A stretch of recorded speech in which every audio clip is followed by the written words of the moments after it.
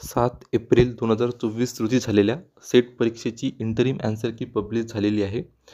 त्यामधील कम्युनिकेशन या टॉपिकवर विचारण्यात आलेल्या एका प्रश्नावर आपण या व्हिडिओमध्ये चर्चा करणार आहोत. तर प्रश्नामध्ये थोडीशी ट्रान्सलेशन मिस्टेक झालेली आहे. त्याच्यामुळे मराठीमध्ये जेव्हा आपण प्रश्न वाचतो तेव्हा एक वेगळा उत्तर करेक्ट असू शकतो असं आपल्याला वाटतं, आणि जेव्हा तोच प्रश्न इंग्लिशमध्ये आपण वाचतो तेव्हा एक वेगळा ऑप्शन करेक्ट आपल्याला वाटतं. तर याच्यामध्ये थोडं ट्रान्सलेशनची मिस्टेक झालेली आहे. बघा, मराठीमध्ये मी सर्वप्रथम प्रश्न वाचतोय. खालीलपैकी कोणत्या प्रकारच्या संदेशाचा स्वीकारकाकडून गैरअर्थ काढण्याची वा अभिप्रेत नसलेला अन्वयार्थ काढण्याची शक्यता कमी असते, असा प्रश्न विचारण्यात आलेला आहे. आता हाच प्रश्न जर आपण इंग्रजीमध्ये बघितला, which of the following messages is less likely to be misunderstood or misinterpreted due to cultural or linguistic background of receivers of the message. आता याच्यातले जे कीवर्ड आहे इंग्रजीमध्ये तुम्ही बघाल तर due to cultural or linguistic background हे सगळ्यात महत्त्वाचे शब्द आहेत, परंतु मराठी ट्रान्सलेशनमध्ये त्याचा कुठेही अनुवाद किंवा त्याचं ट्रान्सलेशन केलं गेलेलं नाही. आता मराठीमध्ये जर आपण प्रश्न बघितलं तर त्याचा अर्थ असा असतो की खालीलपैकी कुठल्या प्रकारचा जो संदेश आहे त्याचं म्हणजे गैरअर्थ काढण्याची शक्यता खूप कमी असते.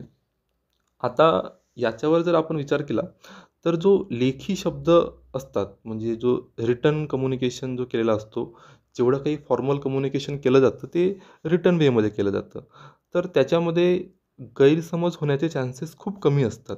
त्याच्यामुळे कुठेतरी ऑप्शन ए करेक्ट वाटू शकतं, आणि ऑप्शन ए करेक्ट आहेच. म्हणजे जर आपण मराठीमध्ये प्रश्न वाचतोय तर ऑप्शन ए संपूर्णपणे लेखी शब्द असलेले संदेश हा सर्वात जास्त योग्य वाटतो. परंतु आता हाच प्रश्न इंग्रजीमध्ये बघितलं तर due to cultural or linguistic background हे कीवर्ड्स इथं आलेले आहेत. तर आता याचा अर्थ असा होतो की कुठला मॅसेज मिसअंडरस्टूड करण्याचे चान्सेस खूप कमी असतात. कल्चरल आणि भाषिक बॅकग्राऊंड जर डिफरंट असेल तर कुठले मेसेजेस मिसअंडरस्टूड होण्याचे चान्सेस कमी असतात. तर आता याच्यामध्ये message full of written words हे ऑप्शन येऊ शकत नाही, कारण फॉर एक्झाम्पल एखाद्या व्यक्तीला मराठी भाषा येते, एखाद्या व्यक्तीला तेलुगू भाषा येते. आता तेलुगू भाषेमध्ये जर एखादा संदेश लिहिलेला असेल तर तो लिहिलेला संदेश एखादा मराठी व्यक्ती वाचूच शकत नाही. त्याच्यामुळे संपूर्णच म्हणजे मिसअंडरस्टँडिंग सोडून द्या, तो मेसेज त्याला समजणारच नाही. त्याच्यामुळे फुल ऑफ रिटन वर्ड्स येणार नाही, स्पोकन वर्ड्स पण येणार नाही, कारण की जर भाषाच येत नसेल तर समोरचा व्यक्ती काय बोलतो हे आपल्याला समजणार नाही. मग अशा वेळेस ऑप्शन सी आणि ऑप्शन डी याच्यावर विचार केलं तर बॉडी गेस्चर्स आपल्या भाषा वेगळ्या असतील, कल्चर वेगळं असेल तरी आपण आयडेंटिफाय करू शकतो, पण त्याच्यामध्ये गैरसमज होऊ शकतात. Message full of iconic science हे जास्त योग्य ऑप्शन आहे, आणि त्यांनी इंटरिम ॲन्सर कीमध्ये हेच उत्तर दिलेलं आहे. जसं फॉर एक्झाम्पल आपण रस्त्यानं प्रवास करताना जेव्हा RTO आपल्याला असं एक पंजा म्हणजे हात दाखवतो, तेव्हा कुठल्याही भाषेचा जरी व्यक्ती असेल तरी तो एक आयकॉनिक साईन आहे. तो त्याचा अर्थ असतो की थांबा. तर कुठलाही व्यक्ती त्याचा अर्थ समजून थांबू शकतो. त्याच्यामध्ये गैरसमज होण्याचे चान्सेस खूप कमी असतात. परंतु ह्या प्रश्नामध्ये जो ट्रान्सलेशनची मिस्टेक आहे, म्हणजे जो कल्चरल ऑर लिंग्विस्टिक बॅकग्राऊंड हे जे कीवर्ड्स आहेत याचं ट्रान्सलेशन व्यवस्थितपणे मराठीमध्ये केलेलं नाही. त्याच्यामुळे मराठीमध्ये जेव्हा आपण प्रश्न वाचतो तेव्हा ऑप्शन ए करेक्ट राहायला पाहिजे असं आपल्याला वाटतं. बरेच ॲन्सर की जरी तुम्ही बघितले असणार तर त्याच्यामध्ये ऑप्शन ए करेक्ट दिलेला होता. त्याचं मुख्य कारण हाच होता की प्रश्न मराठीत वाचण्यात आला होता, आणि मराठीत वाचल्यानंतर ऑप्शन एच करेक्ट वाटतं.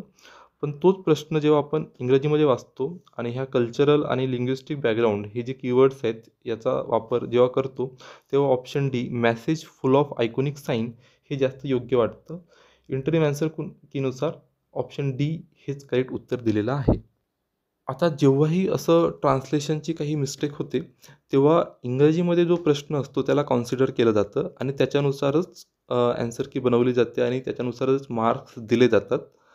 त्याच्यामुळे ह्या प्रश्नाचं जे उत्तर दिलेलं आहे ते ऑलरेडी त्यांनी जे इंग्रजीमध्ये प्रश्न आहे त्यालाच कॉन्सिडर करून दिलेलं आहे. त्याच्यामुळे याच्यामध्ये बदल होण्याचे चान्सेस खूप कमी आहेत.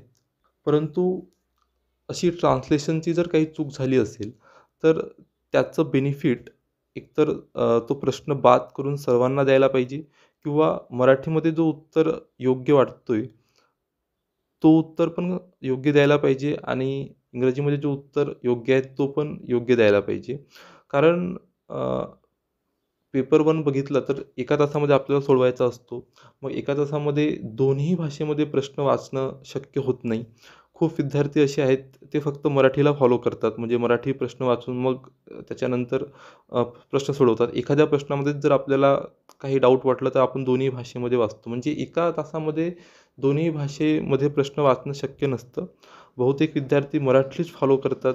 तर त्याच्यामुळे कुठल्याही विद्यार्थ्याचं नुकसान होऊ नये म्हणून एकतर असं ट्रान्सलेशन मिस्टेक जर झाली असेल, तर तो प्रश्न बाद करायला पाहिजे किंवा मग मराठी आणि इंग्रजीनुसार जे उत्तर योग्य आहेत, त्या दोघांनाही मार्क द्यायला पाहिजे, असं माझं वैयक्तिक मत आहे. परंतु जो प्रिव्हियस ट्रेंड आहे, जर असं काही मिस्टेक जर ट्रान्सलेशनमध्ये झाली असेल, तर अशा वेळेस इंग्रजीमधला जो प्रश्न आहे, तोच मुख्य समजून त्याला कन्सिडर केलं जातं. ही बाब तुमच्या निदर्शनात आणण्यासाठी हा व्हिडिओ बनवलेला होता. तुम्हाला काय वाटतं या प्रश्नाबद्दल? तुमचं मत तुम्ही कमेंट्समध्ये सांगू शकता. धन्यवाद.